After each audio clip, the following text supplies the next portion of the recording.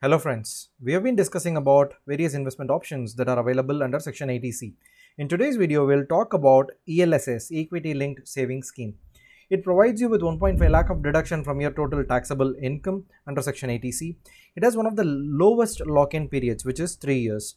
In today's video, we'll discuss in detail about ELSS, and what we are going to talk about is number 1, the taxation rules and returns with detailed examples.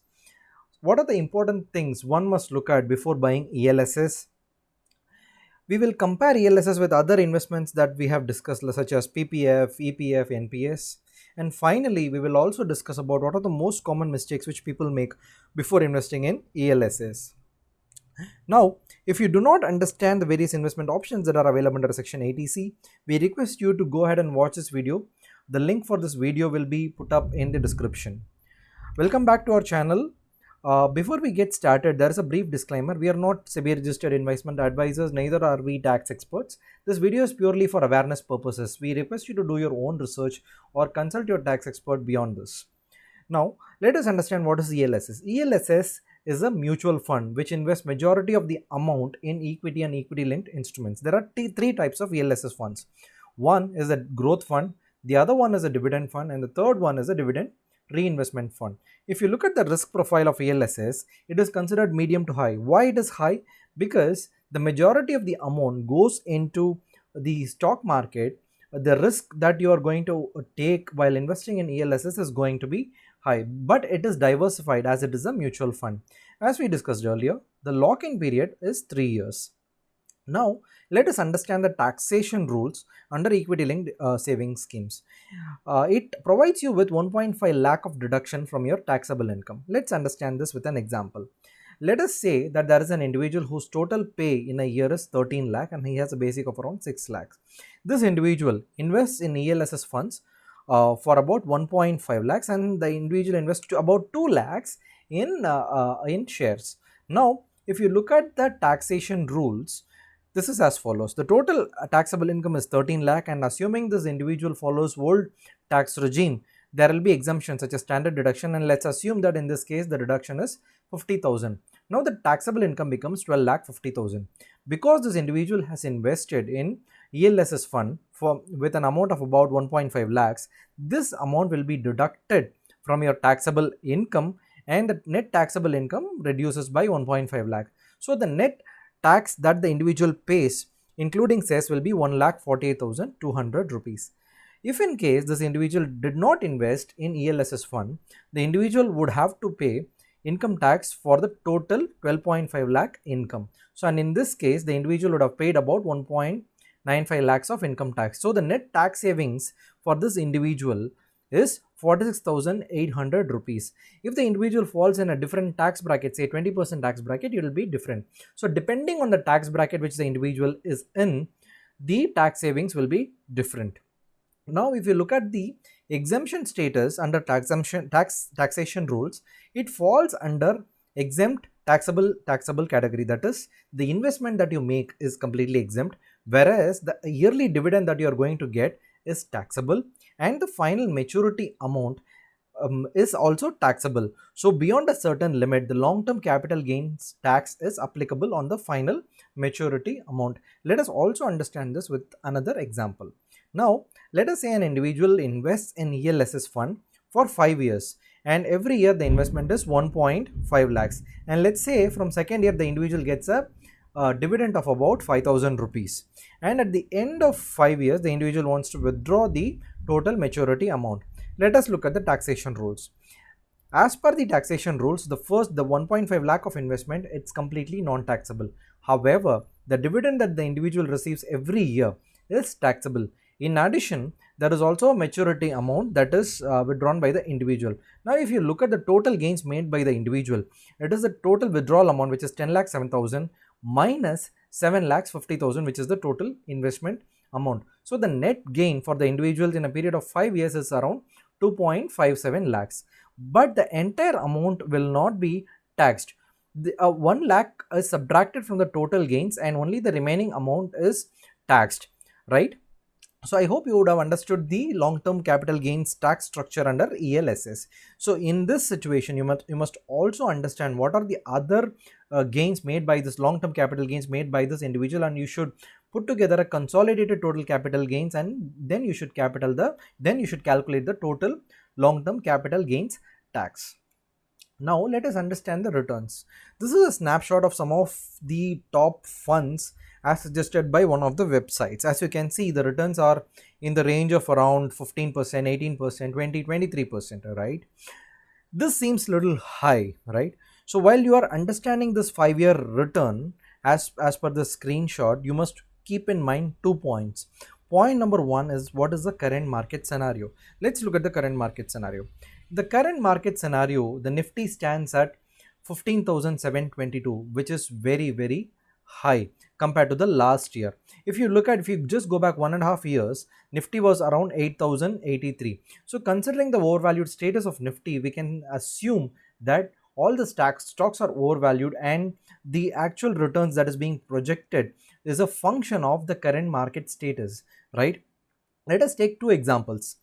Let's say an individual computes a return from December 2016 to July 2021. As you can see, it literally doubled from 7986 to 15,722.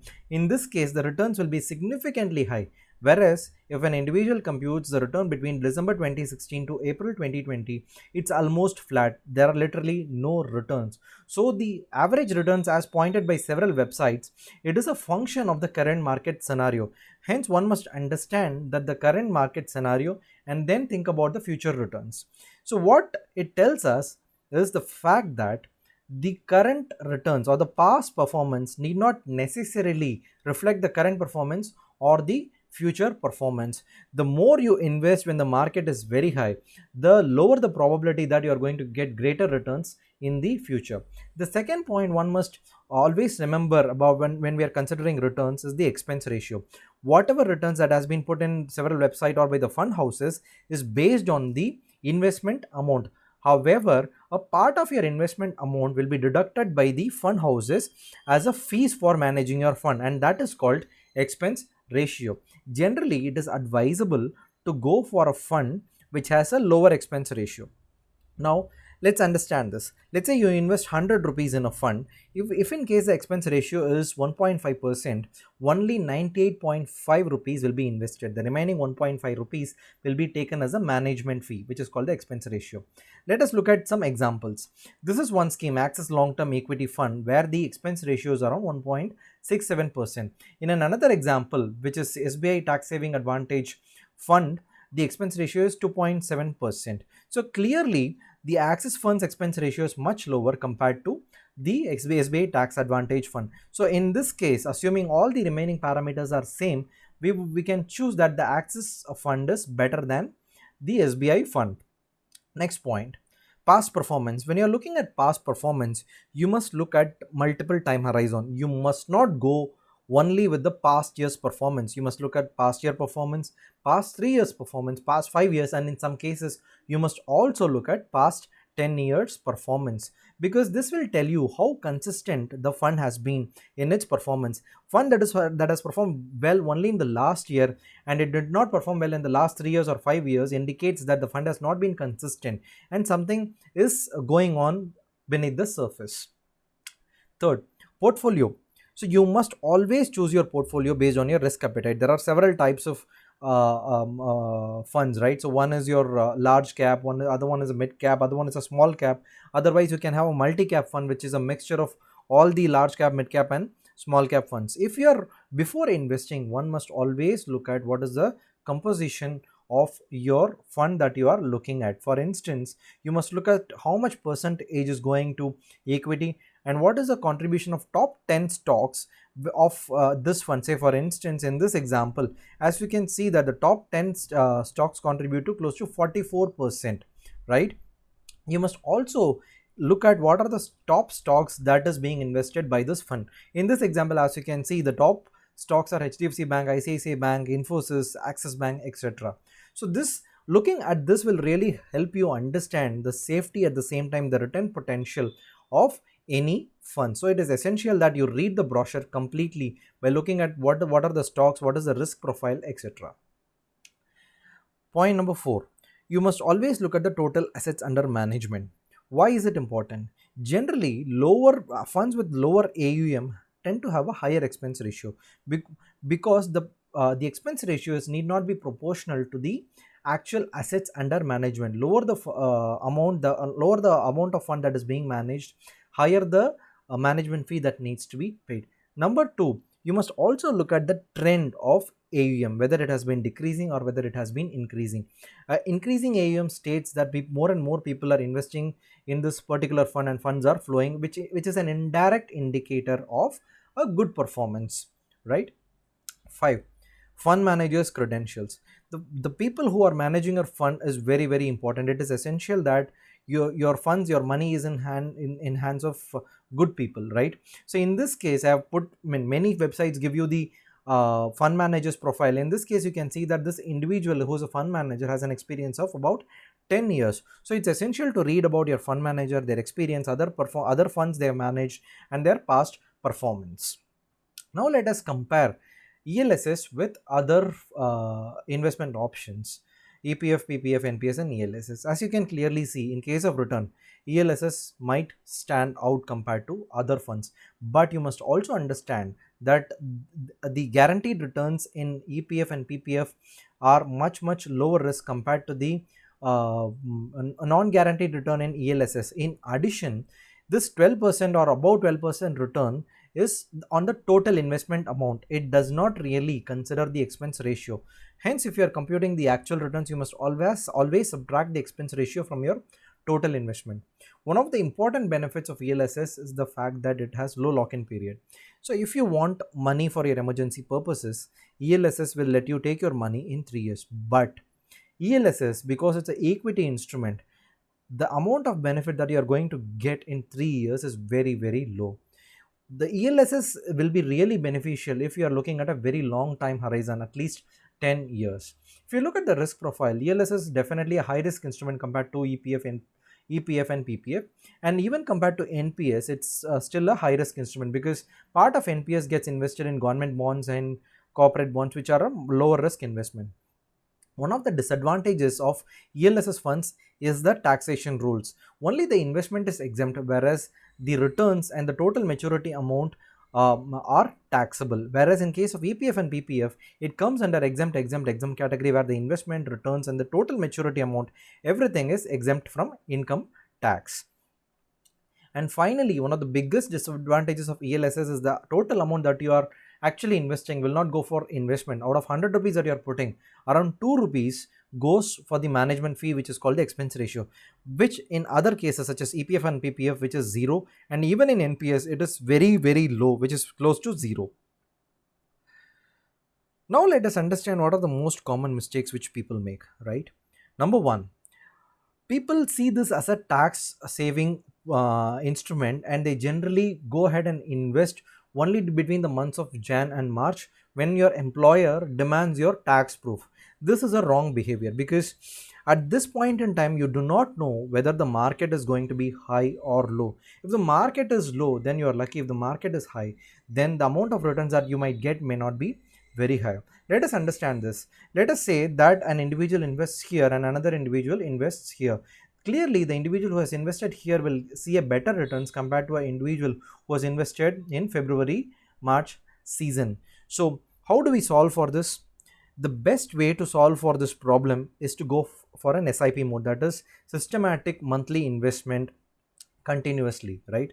So you will be able to gain the benefit when the market is low. At the same time, you can protect yourself when the market goes up. So always prefer an SIP mode compared to a lump sum investment.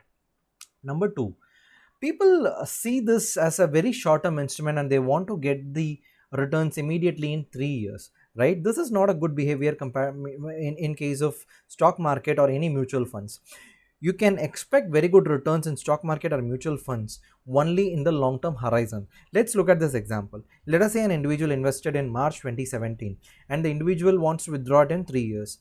So as you can see, the net asset value is around 34.2 here, and in 3 years it has just reached 37.9 because of the market crash due to COVID-19, right? So if you look at the returns, it's hardly 3%. So this is not a great returns. Hence one must always look at long-term horizon so that the short-term ups and downs of markets is averaged out. Number 3, generally people rush into buying ELSS at the last moment because they want to show it as a tax saving investment to save tax. This is not a right methodology because there is a risk of you not really looking in details of the ELSS fund. Say for instance, you may not even look at the portfolio or the risk profile of the investment. So you must always look at the risk profile and the portfolio. You may end up buying ELSS funds with very high expense ratio, which is really not justified, right? And sometimes you don't even see the fund manager's credentials, which is also a very critical factor. So never ever rush into ELSS investments. Always do a detailed research before doing investment. Another common mistake is that people go for dividend funds. In dividend funds, generally you don't get the benefit of compounding which you get in growth funds. So try to prefer growth funds over dividend funds if in case you are going ahead with ELSS. Now finally, let us summarize the points. Number 1, if you're going ahead with ELSS, always do a thorough research on the performance, the past performance, not only in one time horizon, multiple time horizon, 1 year, 3 year, 5 year and 10 years. Always look at the risk profile and the portfolio, whether what is the percentage of large cap, mid cap and the small cap funds. Look at the AUM and the AUM trend, whether it is increasing or decreasing. Look at fund manager credentials and look at how many years this fund has been active. Generally, old funds that have been active for at least 5 years, you can see the past history and the performance, whereas young funds, you will not be able to see the real performance and the fund manager's credentials. Number 2, do not go for high expense ratio funds. Generally prefer funds that have a lower expense ratio. Number 3, as we discussed earlier, SIPs, systematic investment plans, are better than lump sum investments. This will protect you from markets highs and lows. Number 4, aim for a long-term investment. Do not see ELSS as a tax-saving instrument. Rather, see this as a wealth creation instrument. You can really be beneficial only if you are investing in the long-term horizon. And finally, past performance need not reflect the future performance. Hence, always do your due diligence in a very detailed manner. I hope you like this video and I hope this has been useful. If you want to spread this knowledge to your friends and family, please consider sharing this video with your friends who will be interested and help us grow our channel. Please subscribe to our channel if you want to see similar videos. And finally, thanks for watching.